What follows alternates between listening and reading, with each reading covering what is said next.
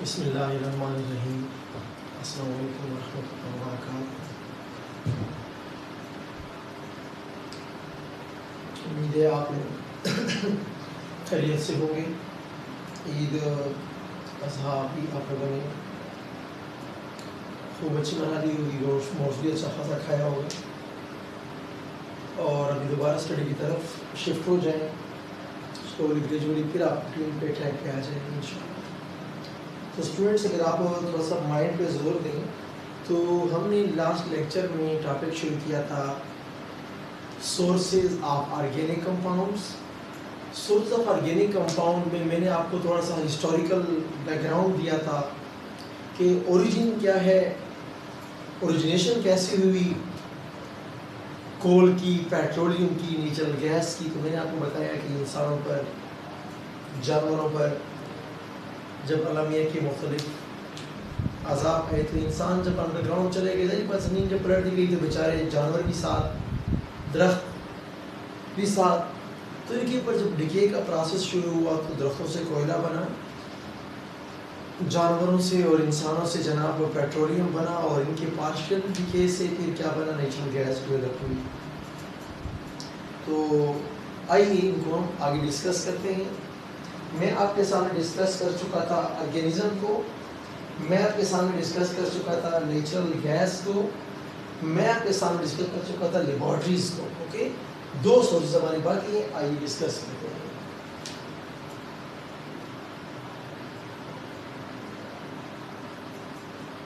कोल, पहले हम डिस्कस करते हैं कोयला बनता कैसे है। कोयला बनता कैसे है? तो स्टूडेंट्स याद रखें, जब आपके पास जो दरख्त है ये जब कहाँ जाते हैं, जब ये अंडरग्राउंड जाते हैं तो इनकी डिके का अमल शुरू हो जाता है। तो इस डिके के अमल में सबसे पहले बैक्टीरिया हिस्सा लेते हैं, बैक्टीरिया आगाज करते हैं, बिस्मिल्लाह करते हैं। तो क्या होता है, स्लोली ग्रेजुअली इससे क्या बन जाता है, इससे पीट बन जाता है। ख्याल करें, पीट कोयले को नहीं कहते, पीट एक प्रीकर्सर है। समझिए इस बात को, कभी कोयला नहीं है, ये कोयले से एक स्टेज अर्लियर है, इसके बाद कोयला बनेगा, खुद ये कोयला नहीं है। यानी ये कोयले का सबब बनता है, कोयला इससे बनता है लेकिन खुद कोयला नहीं है, प्रीकर्सर है। कोयले का बिस्मिल्लाह यहां से होगा, खुद भी कोयला बना नहीं है। पीट में ऑलमोस्ट 60% से लेकर 70% तक क्या होता है, कार्बन हुआ करता है। फिर क्या होता है, अब इसके ऊपर प्रेशर का इफेक्ट, टेम्परेचर का इफेक्ट, तो पीट गलना सड़ना शुरू कर लेता है, तो इसे बन जाता है लिग्नाइट।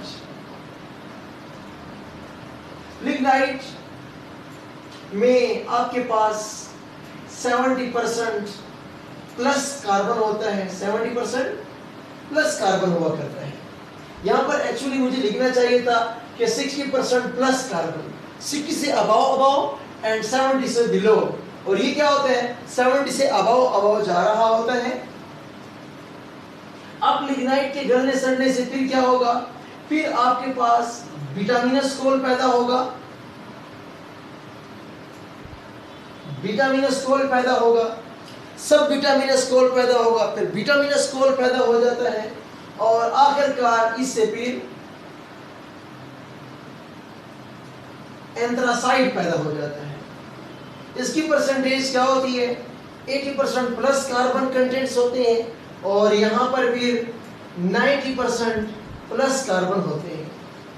स्टूडेंट्स, तवज्जो के लिए बिल्कुल एक बड़ा खास पॉइंट है कि देखिए मेरे पास ये एक सैंपल है, इस सैंपल में ए भी मौजूद है, बी भी मौजूद है, सी भी मौजूद है, डी भी मौजूद है। ओके, फर्ज किया ए बी 25% है, बी भी 25% है, सी भी 25% है, डी भी 25% है। तवज्जो रखें, अगर इस सैंपल से मैं ए को हटा देता हूं, क्या करता हूं, ए को हटा दो तो क्या हो जाएगा? तो स्टूडेंट्स अब आपके पास B plus C plus D बच गए हैं। अब इसकी परसेंटेज 33 परसेंटेज हो गई है, 33.33। अब क्या करें, मजीद इससे मैंने B को हटा दिया है तो क्या हो जाएगा? C भी 50% और D भी 50%। अब इसे आप और D को भी निकाल दें तो C क्या हो जाएगा? 100% हो जाएगा। आप देख रहे हैं इस प्रोसेस को कि इसमें मैंने C की मिकदार नहीं बढ़ाई है लेकिन C की परसेंटेज बढ़ रही है। क्यों बढ़ रही है? कि आप मुख्तलिफ चीजों को उससे निकाल रहे हैं, दूर कर रहे हैं। तो लोगों, इस गलने सड़ने के अमल में एक दरख्त के अंदर कितनी केमिकल्स मौजूद हैं। जब डिके का अमल शुरू होगा तो हाइड्रोजन जल रहा है, मर रहा है, वाटर बन के उड़ रहा है, नाइट्रोजन जल रहा है, N2 बन रहा है, अमोनिया बन रहा है, नाइट्रेट बन रहा है, जो भी हो रहा है, गलने सड़ने का प्रोसेस जारी है। तो स्टूडेंट्स याद रखें प्लीज कि कार्बन की पहले परसेंटेज क्या थी? 60 थी। कार्बन की परसेंटेज 70 हो गई, 80 हो गई, 90 हो गई। इस गलने सड़ने के अमल को हम इस वजह से कार्बनाइजेशन भी कहते हैं। क्या बोलते हैं? इस अमल को कार्बनाइजेशन भी कहते हैं क्योंकि कार्बन की परसेंटेज इंक्रीज हो रही है। यूं आप रफली कह सकते हैं कि कार्बन बन रहा है। The formation of carbon, the increment of carbon in any process is carbonization. फिर तवज्जो रखें, मैं ये नहीं कहता कि आपके पास दरख्त में गलने सड़ने से कार्बन की मिकदार ज्यादा हो रही। मैंने ये नहीं कहा, मैं ये कह रहा हूँ कि मुख्तलिफ चीजें मौजूद थी। दरख्त आपके पास एक मिक्सचर था, मुख्तलिफ चीजें निकलती गई, अलग कार्बन बचता गया और जब आखिर में कार्बन को देखा तो वो तो मेरे पास 100% प्योर कार्बन आ गया है। तो इस गलने सड़ने के अमल को कार्बनाइजेशन भी आप कह सकते हैं। ये मैंने आपको बताया कि कोयला कैसे बनता है। अब स्टूडेंट्स देखें, coal as a source of organic compound discuss करते हैं। ये आप लोगों का बुनियादी टॉपिक ये था। ओके, तो अब आइए कोल के पास। स्टूडेंट्स, कोल आपके पास क्या है? सॉलिड है। सॉलिड है।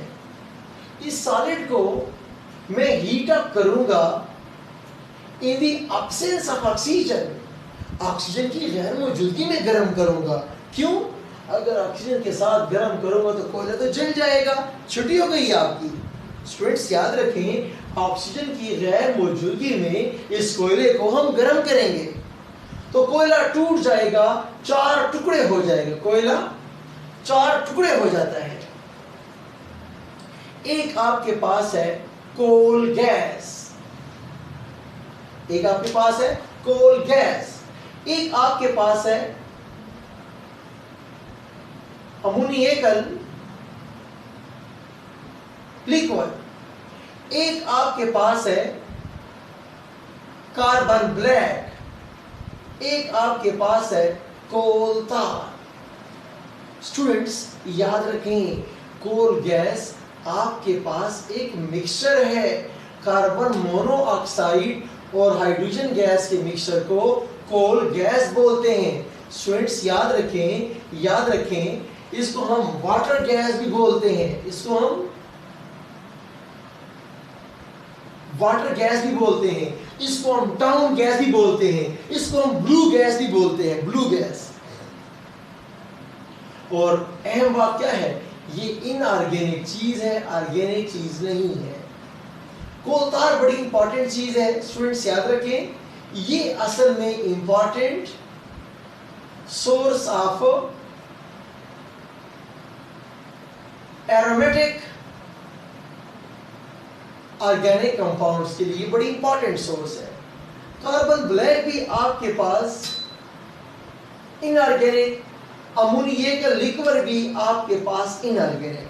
सारी बात दोबारा सुने स्टूडेंट्स, मैं ये कह रहा हूं कि कोयला आपके पास सॉलिड था, ऑक्सीजन की गैर मौजूदगी में उसको मैंने गर्म किया, तोड़ डाला, टुकड़े टुकड़े कर डाला, कुछ गैस बनता है, कुछ लिक्विड बनता है, कुछ सॉलिड बनता है।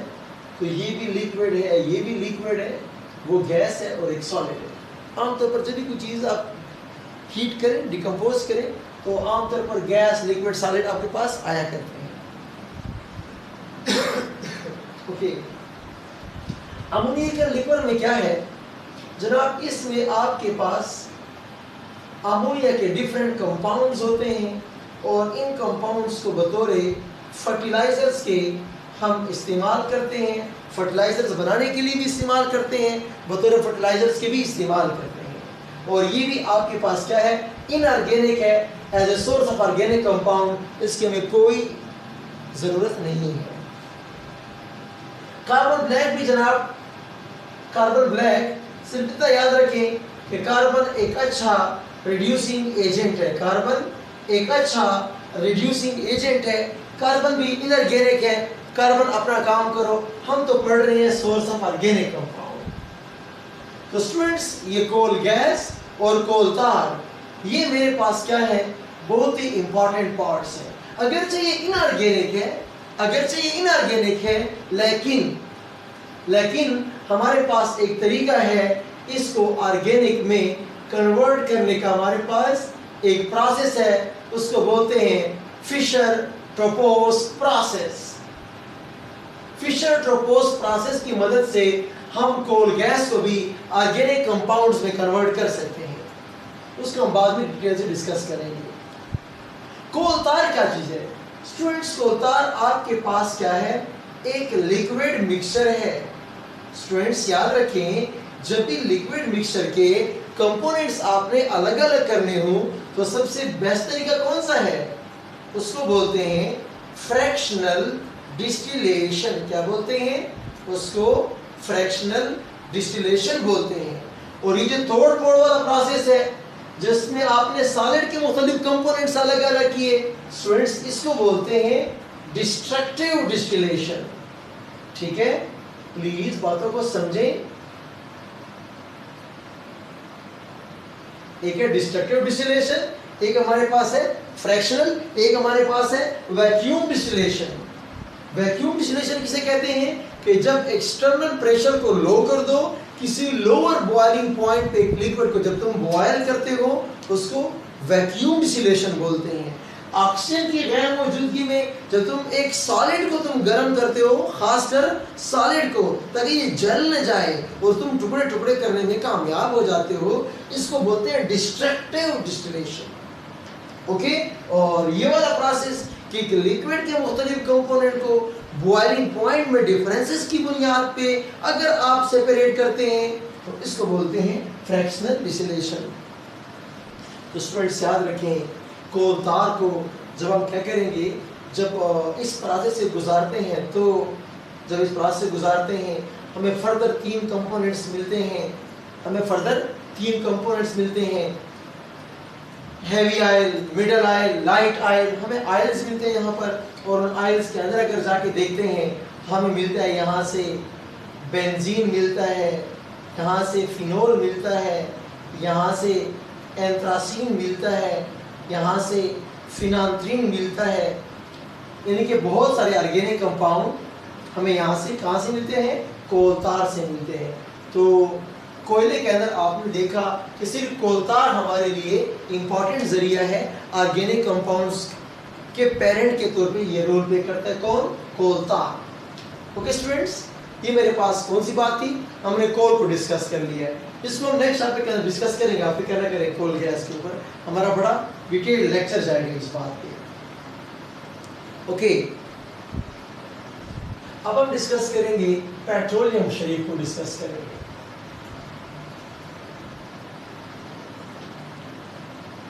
स्टूडेंट्स यहाँ पर एक इम्पॉर्टेंट एमसीक्यू भी है, वो भी आप लोगों को आना चाहिए। पॉलिटिक्स की दुनिया में इंटरनेशनल पॉलिटिक्स में हम एक वर्ड यूज करते हैं, ठीक है, ब्लैक गोल्ड, ठीक है, ब्लैक गोल्ड किसे कहते हैं? तो स्टूडेंट्स याद रखें कि कोयले को हम ब्लैक गोल्ड भी कहते हैं पॉलिटिक्स की दुनिया में, ठीक है, जबकि पेट्रोल को हम लिक्विड गोल्ड बोलते हैं। एक होता है ब्लैक गोल्ड, सच में गोल्ड नहीं है, प्लीज गुजारा किया करें, उसकी इंपॉर्टेंस अहमियत के तौर पर, ठीक है, कि कहीं पाए जाते हैं तो इस रंग को बड़ा फायदा होता है, तो उस अहमियत के पेश नज़र हम कोयले को ब्लैक गोल्ड बोलते हैं, और पेट्रोलियम को हम लिक्विड गोल्ड। तो गोल्ड बड़ी काम की चीज़ है, इंपॉर्टेंट चीज़ है, एक्सपेंसिव चीज़ है। उस अहमियत के पेश नज़र जब इंटरनेशनल पॉलिटिक्स के अंदर बात होती है तो जहाँ पे कोयले होते हैं, जहाँ पर पेट्रोलियम होते हैं, तो मुल्क आमतौर पर बड़े मजबूत हुआ करते हैं इक़्तिसादी तौर पर, इकोनॉमिकली। ओके,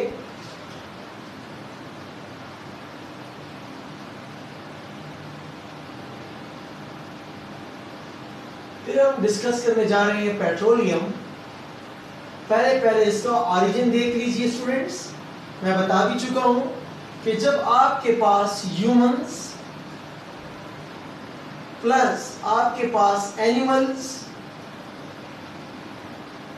जब अंडरग्राउंड जाते हैं, जब ये लोग अंडरग्राउंड जाते हैं तो इनके अंडरग्राउंड आने से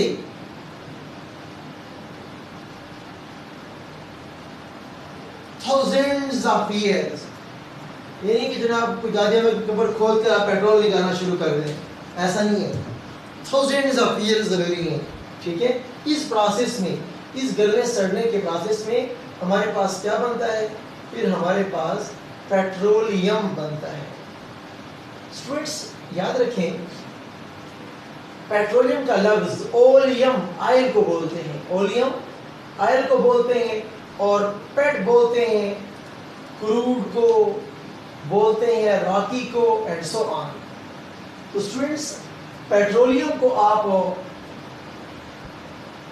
ऑयल ऑफ रॉक्स भी कह सकते हैं, कि पहाड़ों का जनाब जूस है, पहाड़ों का तेल है, उसको पेट्रोलियम कहते हैं। स्टूडेंट्स याद रखें, पेट्रोल को पेट्रोलियम नहीं कहते। पेट्रोलियम आपके पास क्या है? पेट्रोलियम आपके पास एक बड़ा कॉम्प्लेक्स लिक्विड मिक्सचर होता है। क्या होता है? कॉम्प्लेक्स लिक्विड मिक्सचर होता है।